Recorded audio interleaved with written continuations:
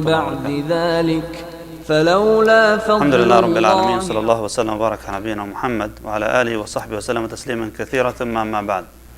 Yesterday we discussed the 6 times or 6 occasions when backbiting is considered allowed. Do you guys remember them? Let's see, what do you remember? Number 1, he said, first thing he said, at-tadhallum, which means during arbitration, in court system, when you expose someone, showing your grievances against somebody and so on. So in this case, it is permissible. Again, remember, this is related to arbitration, cases that basically you can argue over things and so on in front of an authority who can help you with that. The second occasion when he said that it's permissible to do so, قال رحمه الله, he said, الاستعانة على تغيير المنكر. If you're going to be warning against an evil that is taking place, and you want the help of people, like saying, this guy is out there, he's doing so and so. There's somebody there in that area who does this and that. So in this case, you're asking someone, an authority, who can help change that munkar, that wrongdoing. The third, al-istifta, when you ask for fatwa, when you ask a fiqh opinion.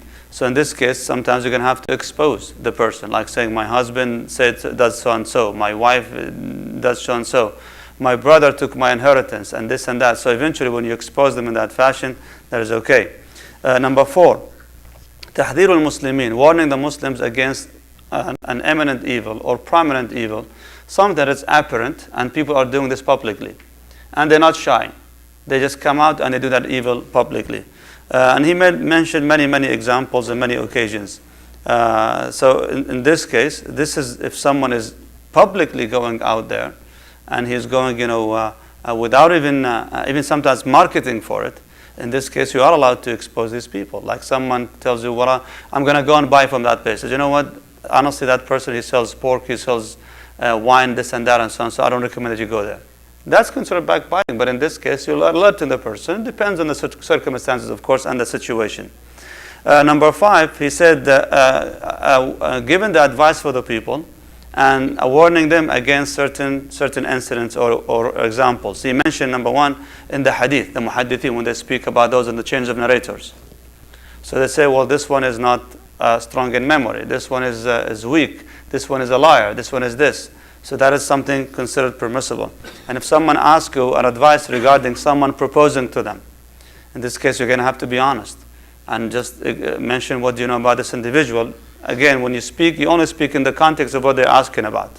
So just to make it clear for them. And finally, he mentioned, rahimahullah, at-ta'rif, identifying a person. If someone is known for a particular characteristic, then in this case, you just have to mention them by that characteristic.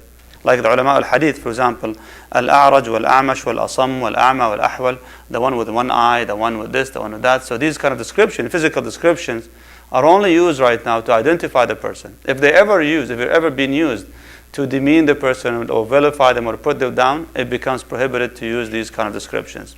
So here's some evidences, rahimahullah ta'ala, brings after combining these 6 points. Number 1, hadith Aisha radiallahu ta'ala anha.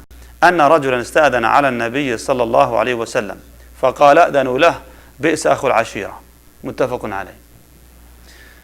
Now Al-Bukhari rahimahullah ta'ala, he used this hadith in order to justify the permissibility of speaking about people who do bad or just for the sake of warning other people from their evil. And the hadith, the story is a man, he sought permission for attendance to be with the Prophet sallallahu alaihi wasallam.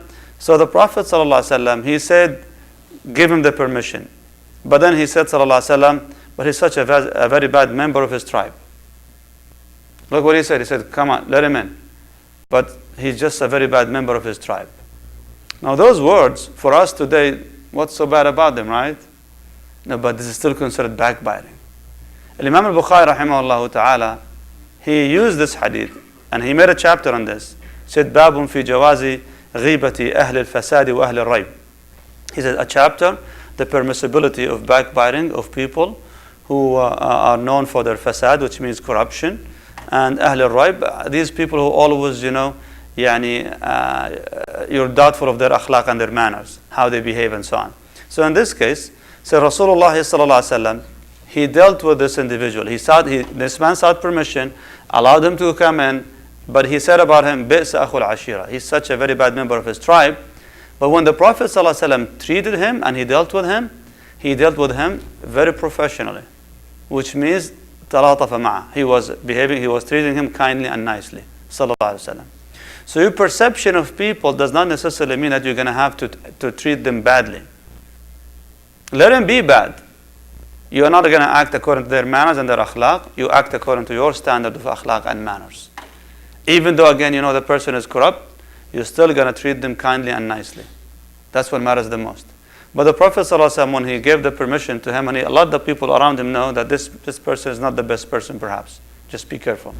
But when he dealt with him, ﷺ, he showed good manners and a good akhlaq, salawatullahi wa salam alayhi. So even if you know somebody in the community that you consider a corrupted person or someone who has very bad akhlaq and manners and so on, that doesn't mean to put him on a blacklist, that you never deal with them, you never treat them kindly at all. No. Still, he's a member of the community, but you know, you treat them nicely and kindly. Wallahu ta'ala alam. Any questions, Jama'ah? Khair, inshallah. Oh, yes.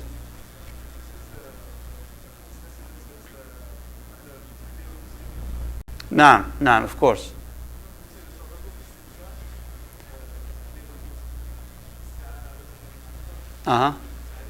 At-Ta'rif, naam.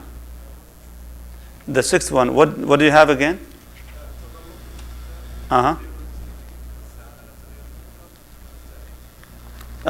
Also, أن يكون مجاهرا بفسقه. Someone who's publicly, behaving basically in the wrong way. والله أعلم. خير إن شاء الله. سبحانك اللهم وبحمدك أشهد أن لا إله إلا أنت أستغفرك وأتوب إليك. فلولا فضل الله